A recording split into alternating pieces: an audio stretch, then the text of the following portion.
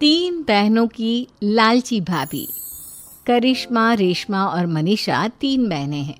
उनका एक भाई भी है, मयंक। मयंक अपनी बहनों को बहुत प्यार करता है, लेकिन मयंक की पत्नी सविता इस मामले में मयंक से बिल्कुल ही अलग है। वो अपनी ननदों का जितना बुरा कर सकती है उतना बुरा करती ही रहती है और अपनी ननदों पर हुक्म भी चलाती है। करिश्मा, करिश्मा, तुमने अभी तक नाश्ता नहीं बनाया? तुम्हारे भैया को ऑफिस जाने में देर हो रही है। हाँ भाभी, बस अभी बनाती हूँ। करिश्मा, तुम ये ढीलापन छोड़ दो। कल को पराए घर जाना है। वहाँ अगर तुम इस तरह से काम करोगी तो लोग क्या कहेंगे कि माँ ने और भाभी ने कुछ सिखाया नहीं। और तुम्हारी दोनों बहनें कहाँ हैं? अब रेशमा मार्केट गई है और मनीषा सो रही है। क्या? सुबह के 8 बज रहे हैं और ये महारानी अभी भी सो रही है? ये कहते हुए सविता अपनी सास दुर्गा देवी के पास जाती है। माँ जी, देख रही हो अपनी बेटियों के तौर तरीके? क्या हुआ बहू, सुबह सुबह क्या कर दिया मेरी बेटियों ने? अरे एक तो अभी अभी उठकर किचन में गई है, दूसरी सुबह सुबह बाहर चली गई और तीसरी अभी तक सो रही है। क्या करूं मैं इन तीनों का? मैं तो परेशान हो गई हूँ। जा जाकर उठा उसे और रेशमा से मैं बात करती हूँ। सविता सीधा मनीषा के कमरे में जाती है और उससे कहती है, महारानी जल्दी उठो, सूरज सर पर आ गया है। भाभी थोड़ी देर और सोने दो ना, मैं रात को लेट सोई थी। वो क्या है ना, यूनिट टेस्ट चल रहे हैं। शराफत से उठती है या नहीं, या फिर पानी की भरी बाल्टी डालूं तेरे ऊपर? नहीं भाभी, मुझे बिस्तर में नहीं लाना, उठती हूँ मैं। मनीषा जल्दी से उठकर बाथरूम में चली जाती है। सभी आराम से बैठकर नाश्ता कर रहे होते कि तभी रेशमा बाजार से हाथ में सामान लिए आ जाती है। रेशमा को देखते ही सविता उस पर बरस पड़ती है। लो, आ गई महारानी। ऐसा भी क्या सामान लाना था जो सुबह आंख मलते ही बाजार की तरफ रवाना हो गई? भाभी, कल आप ही तो चीख रही थी कि घर का सारा सामान मुझे ही लाना पड़ता है, घर में काम से कोई लेना देना नहीं है। अब मैं बाजार जाकर सामान ले आई तो आपको इस बात से भी तकलीफ हो रही है? देख रही हो माँ जी, अपनी बेटी की जुबान कैंची से भी तेज चलती है। और मयंक, आप तो कुछ कहेंगे नहीं अपनी लाडली बहन को। रेशमा, अपनी भाभी से ऐसे बात नहीं करते। चलो माफी मांगो। भैया, मैं क्यों माफी मांगू? आप भाभी से बोलिए ना कि हम पर कम हुक्म चलाया करे। हम इस घर की बेटियां हैं और आपकी पत्नी की ननद है, नौकरानी नहीं। लो कर लो बात। इनकी भलाई के लिए कुछ भी बोलो तो इन्हें बुरा लग जाता है। इस घर में यही इज्जत है मेरी। देख लो माँ जी, आपकी बेटी किस लहजे में मुझसे बात कर रही है। सविता वहां से चली जाती है। मयंक को बहुत गुस्सा आता है, वो भी वहां से चला जाता है। फिर करिश्मा रेशमा को समझाती है। रेशमा, तुम्हें भाभी से माफी मांग लेनी चाहिए थी ना। लेकिन दीदी, मैंने कुछ किया ही नहीं, तो मैं माफी क्यों मांगू? हाँ करिश्मा दीदी, रेशमा दीदी जैसे ही घर में आई भाभी ही उन पर चिल्ला रही थी। हाँ, मैं मानती हूँ कि गलती भाभी की थी। मैं तो इसलिए बोल रही हूँ कि भाभी ने माँ को तो पूरी तरह अपने वश में कर लिया है। वो हमारी बात सुनती ही नहीं। मयंक भैया हमारे लिए हमेशा खड़े रहते हैं, इसलिए उनकी बात का मान तो तुम्हें रखना चाहिए था ना। कोई फायदा नहीं दीदी, कुछ दिनों की बात और है, भाभी उन्हें भी हमारे खिलाफ भड़का देंगी। फिर वो भी माँ की तरह हमारी किसी बात का विश्वास नहीं करेंगे। इसी तरह सविता अपनी तीनों ननदों को किसी न किसी बात पर परेशान करती रहती थी। एक दिन मयंक अपनी तीनों बहनों के लिए गिफ्ट लाया। करिश्मा, ये तुम्हारे लिए हार का सेट। रेशमा, तुम्हारे लिए सुंदर सी ड्रेस। और मनीषा, तुम्हें किताबें पसंद है ना, तुम्हारे लिए किताबें लाया हूँ। थैंक यू भैया। थैंक यू भैया। थैंक यू भैया। करिश्मा, तुम्हारा नेकलेस कितना सुंदर है। ये भैया कहाँ से ले आए होंगे? मैंने भैया को 3 दिन पहले फोन पर ये डिजाइन दिखाया था और आज भैया ये ले आए। सविता तो अपनी ननदों के गिफ्ट्स देखकर जल गई और करिश्मा का नेकलेस तो उसे भी बहुत पसंद आया था। अपनी बहनों के लिए कितना अच्छा नेकलेस लेकर आए हैं, मुझे कभी कोई गिफ्ट नहीं दिया।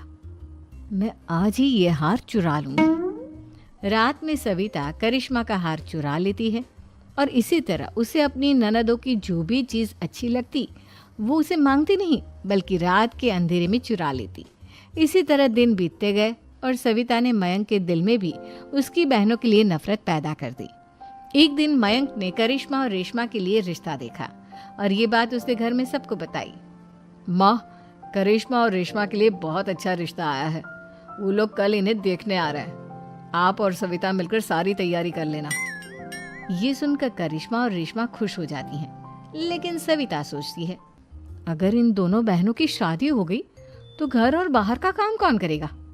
मनीषा तो एक नंबर की कामचोर है, उससे तो किसी बात की उम्मीद लगाना ही बेकार है। मुझे इस शादी को रोकना होगा। अगले दिन सभी लड़के वालों के स्वागत की तैयारी करने में लगे होते हैं। तभी मयंक अपनी बहनों से आकर कहता है, तैयार हो गई तुम दोनों?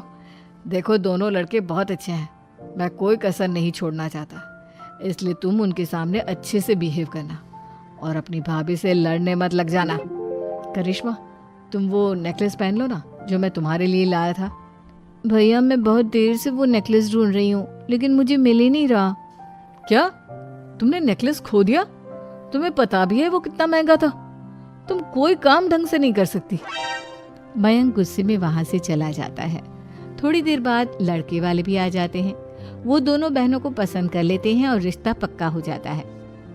लेकिन सविता के दिमाग में तो कुछ और ही खिचड़ी पक रही थी। वो पंडित जी के पास करिश्मा की कुंडली लेकर जाती है और उन्हें पैसे देकर करिश्मा की कुंडली बदलवा देती है। जब लड़के वालों के पास करिश्मा की कुंडली जाती है तो वो दुर्गा को फोन करते हैं। बहन जी, हमने करिश्मा की कुंडली अपने पंडित जी को दिखाई थी। आपकी बेटी की कुंडली नहीं बल्कि दोषों का पिटारा है। देखिए, मैं और मेरे पति इन सब बातों में बहुत विश्वास करते हैं, इसलिए हम आपकी बेटी से अपने बेटे की शादी नहीं करा सकते। इस तरह करिश्मा का रिश्ता टूट जाता है और सभी घर वालों को बहुत दुख होता है। अब कविता सोचती है, चलो करिश्मा का तो रिश्ता टूट गया, अब रेशमा का भी रिश्ता तोड़ना है। क्या करूं क्या करूं? अब सविता आवाज बदलकर किसी अननोन नंबर से रेशमा के होने वाले ससुराल में फोन करती है। हेलो, मैं कौन हूँ कौन नहीं ये आपके लिए जानना ज़रूरी नहीं। बस इतना सुन लो कि रेशमा का 2 साल से किसी के साथ अफेयर चल रहा है। बस रेशमा का रिश्ता तोड़वाने के लिए सविता का इतना कहना काफ़ी था। अब रेशमा का भी रिश्ता टूट गया। मयंक और दुर्गा देवी ने रेशमा को खूब खरी खोटी सुनाई और उससे बार बार उस लड़के के बारे में पूछने लगे।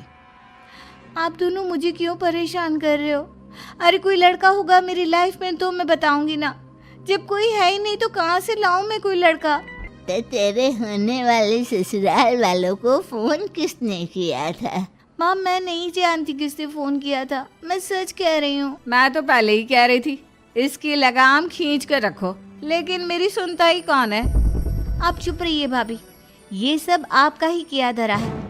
अब तीनों बहनों को विश्वास हो जाता है कि ये सब उनकी भाभी ही कर रही है। तीनों बहनें अपनी भाभी को सबक सिखाने के लिए एक वकील कर लेती है और घर में हिस्सा मांगना। देखो भैया, माँ बाप की जायदाद में जितना बेटों का हक होता है उतना ही बेटियों का, इसलिए इस घर के 4 हिस्से होंगे और हमें अपना हिस्सा चाहिए।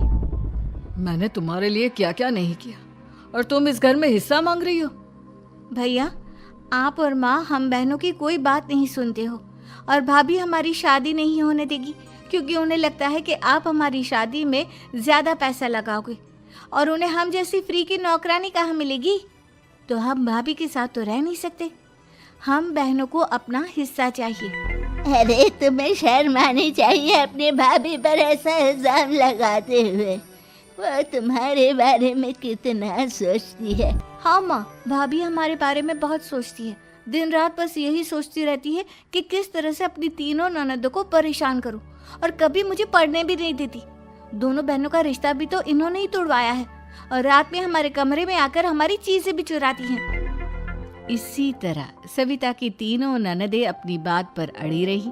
अब कोर्ट में तारीख भी शुरू हो गई। जब सविता को लगा कि उसकी तीनों ननद इतनी आसानी से नहीं मानने वाली, तो उसने अपने पति और सास को सारी सच्चाई बता दी और अपनी तीनों ननद से माफ़ी मांगी। मयंक और दुर्गा को भी अपनी गलती का एहसास हो गया। अब सविता खुद करिश्मा और रेशमा के लिए अच्छा रिश्ता ढूंढती है और उनकी शादी करवाती है।